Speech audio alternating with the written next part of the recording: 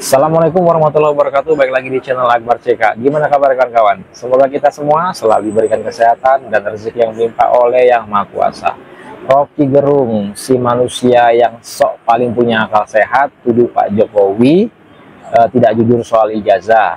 Tuduh Pak Jokowi lah yang bikin gaduh, dan karena Pak Jokowi pula lah orang masuk penjara. Di video selanjutnya, Dokter Tipa sudah merasa putus asa dan merasa hancur hatinya. Nah, seperti apa video selengkapnya? Tanpa berlama-lama, langsung aja kita simak videonya berikut ini. Digembar-gemborkan oleh lawyer Jokowi bahwa kalian menghasut, membuat kegaduhan. Yang bikin gaduh itu Jokowi. Selama 2 tahun Jokowi bikin gaduh. Karena dia umpankan ijazah itu untuk mengukur daya tahan dari mereka yang menghina dia. Akhirnya dilaporin. Kenapa gak dari 2 tahun lalu? Kegaduhan ini berlangsung karena Jokowi tidak jujur untuk mengatakan ini asli atau palsu. Kalau memang akhirnya ijazahnya asli misalnya. Problem kita, kenapa ijazah yang aslimu itu kau tahan? Kau permainkan opini publik dengan menahan ijazah itu. Kau bikin kegaduhan dengan menahan ijazah aslimu. Laporin aja Jokowi. 2 tahun dia bikin kegaduhan kok. Dan hasil kegaduhan itu 2 orang, 3 orang, 4 orang masuk penjara. Kok bisa pula Pak Jokowi dibilang tidak jujur? Pak Jokowi yang bikin gaduh. Udah jelas-jelas para gerombol pembenci itu yang bikin gaduh. Ya, UGM sudah mengklarifikasi kalau Pak Jokowi adalah alumni dari UGM dan ijazah Pak Jokowi itu adalah ijazah asli. Tapi kan ngeyel gelombang-gelombang pembenci ini. Tapi itulah yang namanya udah penyakit hati ya. Apapun ceritanya nggak bakal percaya ya. Nah, ini kita dengerin juga nih Dokter Tipa yang lagi hancur hatinya ya.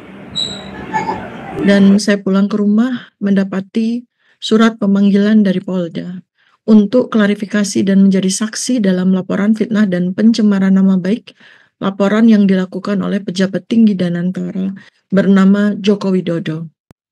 Tentu saja hari Jumat ini adalah hari kesedihan saya yang teramat mendalam. Kakak saya satu-satunya, kekasih hati dan tempat berlabuhnya cinta, perlindungan, dan kasih sayang, wafat dalam kondisi yang penuh tanya. Hari kemarin beliau sehat walafiat. Hari ini beliau mendadak hilang sadar dan kemudian wafat. Di usia sangat muda, 56 tahun. Dan sepulang dari pemakaman, tepat pada titik kesedihan saya yang sangat mendalam, sepucuk surat dari Polda menyambut saya di rumah. Seandainya ini adalah sebuah psychology operation, ini berhasil. Berhasil meluluh lantakkan hati saya yang remuk redam dalam titik terendah. Itu konsekuensinya atas apa yang telah dilakukan Dokter Tipa ini dan kawan-kawan ya. Harus terima, harus dihadapi. Kalian kekeh dengan keyakinan kalian soal ijazah Pak Jokowi. Sebut ijazah Pak Jokowi palsu dan macam-macam, tuduh Pak Jokowi korupsi dan macam-macam. Nah, sekarang kalian harus menerima konsekuensinya.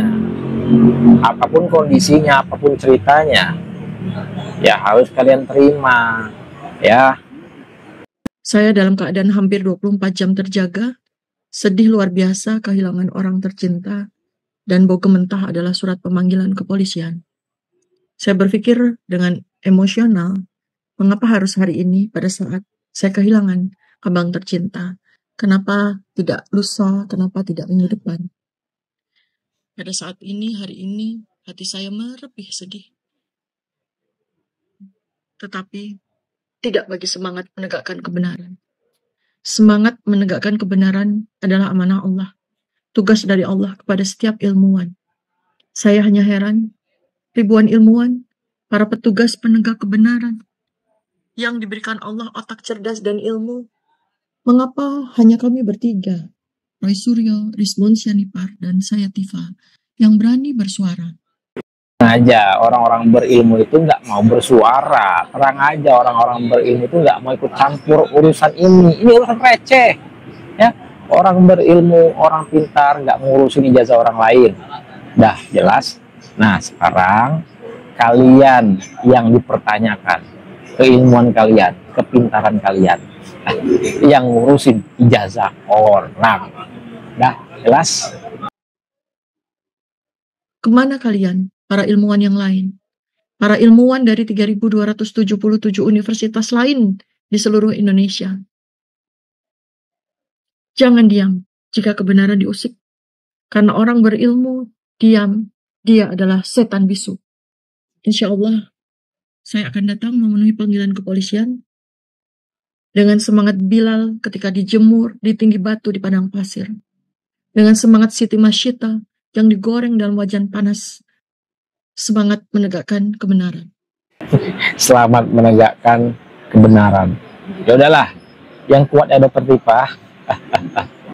Kalau menurut Pak Suhadi, jadi kalau dengan kasus yang ada sekarang, 5 inisial tadi itu, kira-kira gimana kenaknya itu?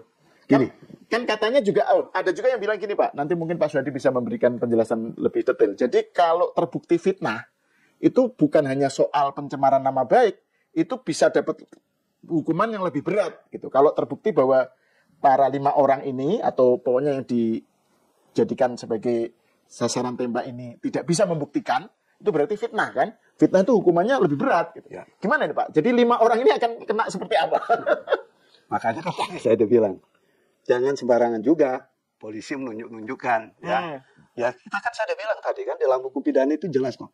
Dia menuduh, dia harus membuktikan. Oke. Ya kan? Ya. Kalau dia nggak bisa membuktikan berarti dia kena fitnah. Seperti yang saya katakan tadi. Ya. Atau ya, kalau dia membawa-bawa dokumen yang nggak benar, ya, dia kena lagi. Oke. Karena dia kan menggunakan dokumen palsu yang mungkin tidak diakui oleh UGM. Karena tadi kan ada nomor registernya itu yang nggak ada kan. Ternyata UGM bilang enggak, ini ada kok, gitu kan? Ya. Yang Pak Suhadi aja sempat terbawa, sempat gitu terpengaruh. Bayangin seorang Pak Suhadi yang pakar hukum aja sempat terpengaruh. Itu gimana damage-nya terhadap publik ya? Betul. Narasi semacam ini. Ya. Sampai saya telepon teman di Solo. Kebetulan dia dipanggil sama Pak Jokowi. Saya tanya, Mas gimana? Dilihatin nggak ijazahnya? Lihat, terus gimana? Oh ya, ijazah apa yang dilihatin? Semua Pak, dilihatin. Dari SD, SMP, SMA, perguruan tinggi. Benar, itu ada ini. Oh benar semua, jelas. Saya baru, oh ya, artinya bisa dipertanggungjawabkan. Ya. Jadi dalam kaitan ini ya, seperti yang tadi saya sudah bicarakan, bahwa orang yang menuduh melakukan suatu adanya tindak pidana, dia harus membuktikan. Sekarang giliran Roy Suryo buktikan di depan penyidik di mana letak kepalsuannya.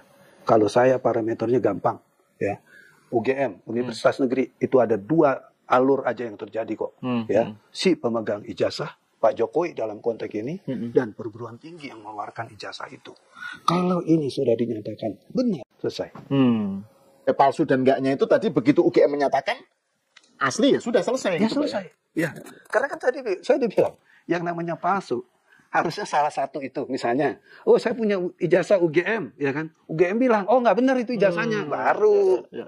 Ya kan? Wah itu jangan-jangan dibuatnya di pramuka, nah, itu baru kan gitu kan? Kalau tadi kepentingan tadi ya kan, Pak Jokowi sebagai alumni, UGM sebagai universitas yang memproduk mahasiswa dan memproduk ijazah sudah mengatakan itu selesai kok. Jadi nggak perlu lagi diembed-embed. Oh ini tulisannya begini, ini tulisannya begini, itu nggak ada lagi menurut saya. Nggak mungkin lah universitas sehebat seperti itu melakukan hal yang konyol, nggak mungkin.